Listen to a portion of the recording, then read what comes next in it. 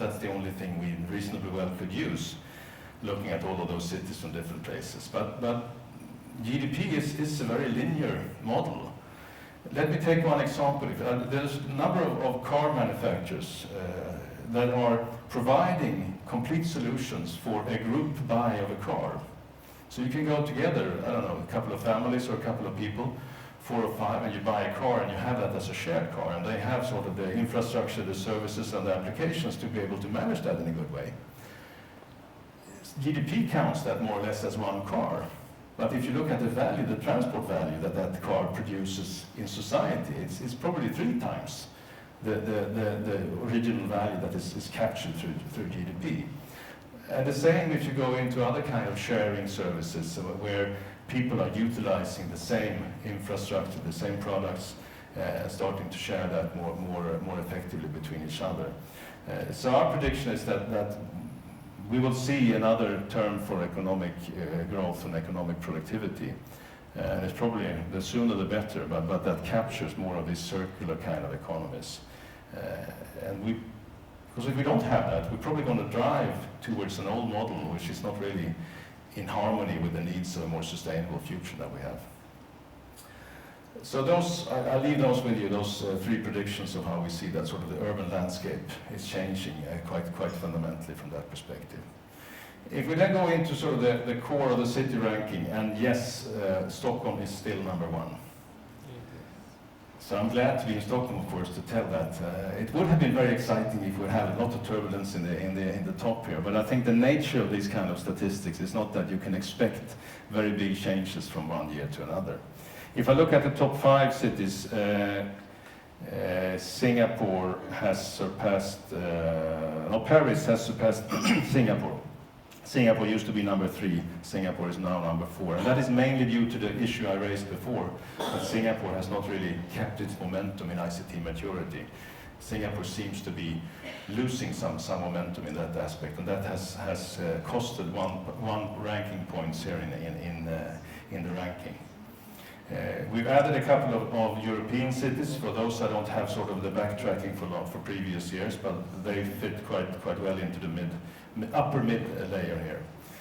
Overall, we can see that the cities are coming together a little bit more, and that's due to the reasons I talked about.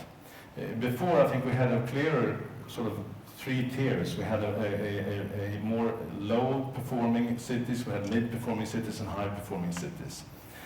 And I think our recommendations in terms of the low-performing cities still is that there's a focus on the individual usage that needs to be there. In the high-performing cities, I think it's more a focus on the barriers that I talked about before, the institutional, the legislative, the regulation, or the rule settings, the business models, etc.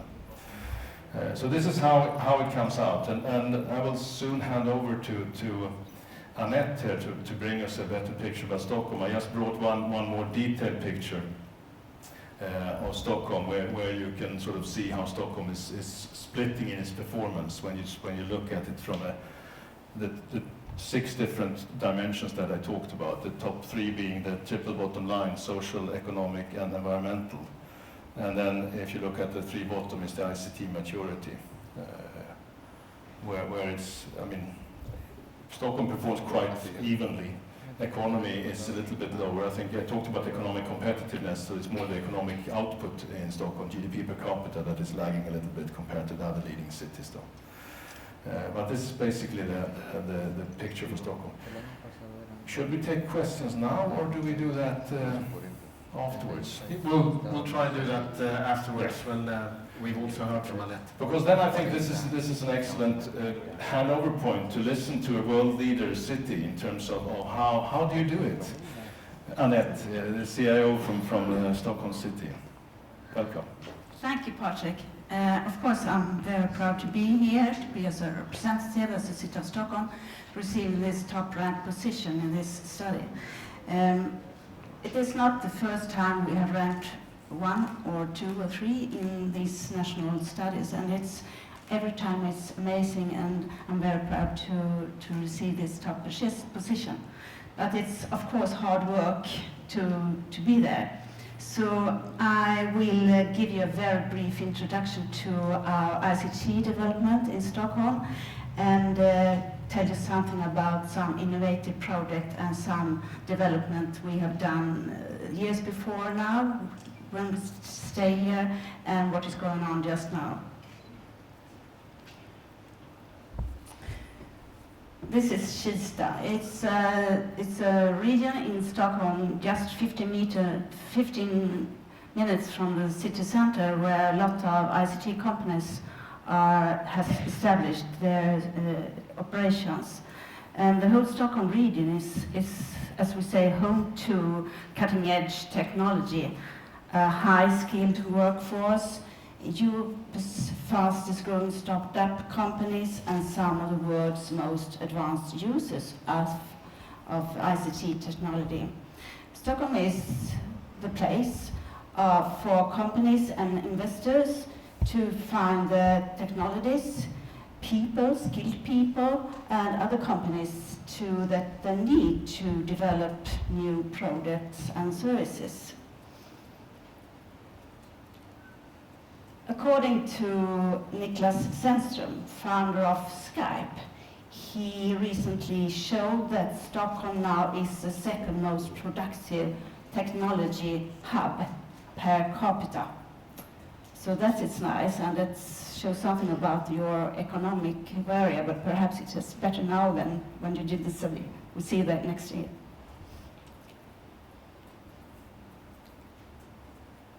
One very important thing we have in Stockholm is Stockholm. Stockholm is providing fiber optic network as open ICT infrastructure in order to secure a free and fair competition regarding services. Stockholm is owned by the city and was established 1994, 20 years ago. Stockholm provides a platform for competition, service, development, and innovation. This infrastructure platform creates low barriers for new players to enter the market and develop new services for the public and private sectors. Today, 90% of the households are connected to Stockholm's fiber optic network, and nearly 100% of all companies in the city. We have also had a fast rollout of 4G. Today, 4 operators provide 4G in Stockholm. And as a matter of fact, Stockholm was the first place in the world to roll out 4G in year 2009. I will now give you some brief, short introduction to some innovative project what's going on in Stockholm. I will begin with Stockholm Digital Care. As we heard Martin Ingvar this morning, he talked about the big challenges for the nations, but it's also big challenges for the cities and regions. And he talked a lot about hospitals and hospital care, but in the city we are responsible for the home service care and for elder care and caring for disabled person. And these has to be, our processes must be connected to the county council's responsibility for the hospitals. And this good news in this sector, the e-health sector, is of course that there are a lot of companies and services for different target groups in the framework of what we called Internet of Things. So Stockholm Digital Care is a pre-study to explore the opportunities to use digital technology to secure and raise quality of life for our elderly people in their homes.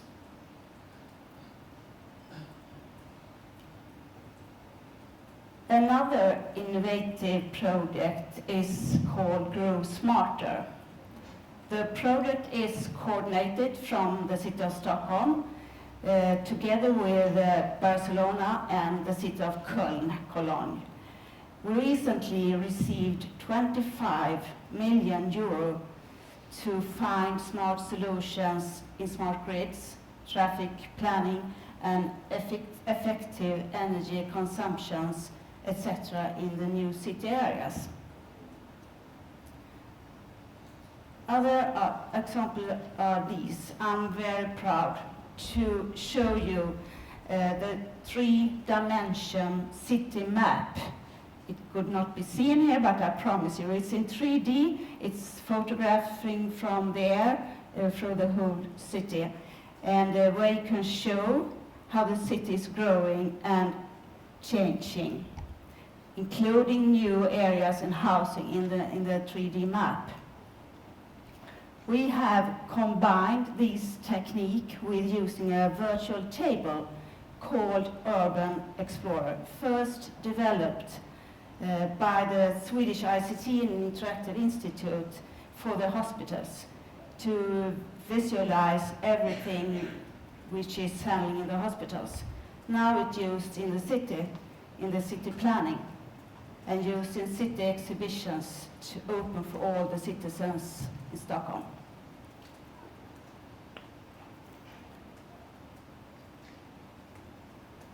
These are examples for innovative projects going on. The next step is to communicate with the citizen with digital devices, perhaps showed online on the virtual table. Perhaps we soon can upload pictures with our smartphones on, for example, Instagram, and send it to the city for immediate response.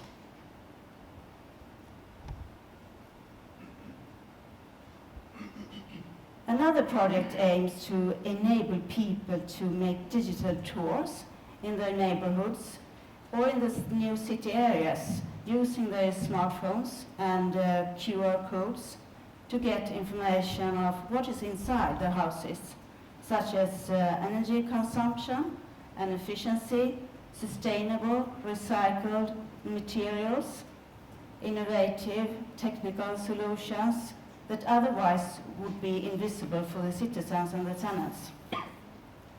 A first test version of this will be launched very shortly.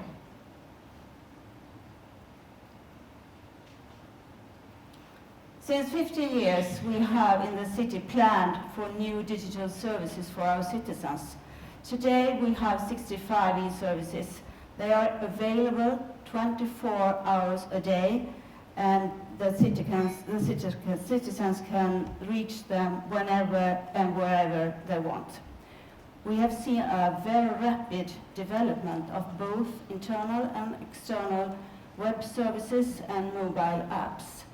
Both e-services and mobile apps are established on platforms. We work a lot with technical platforms in the city, partly in order to ensure a common user interface, of course, and partly to enable function reuse and be more cost efficient, of course.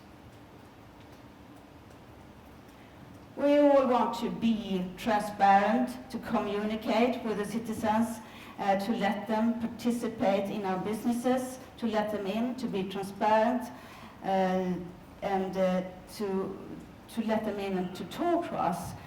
We don't just talk to them what we want to provide. We often talk about this, and it's hard to achieve.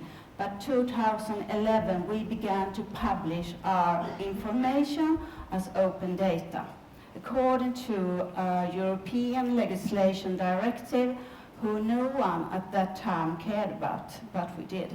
So we launched a challenge that we call Open Stockholm Award, and published open data to be provided for entrepreneurs, startup companies and individuals.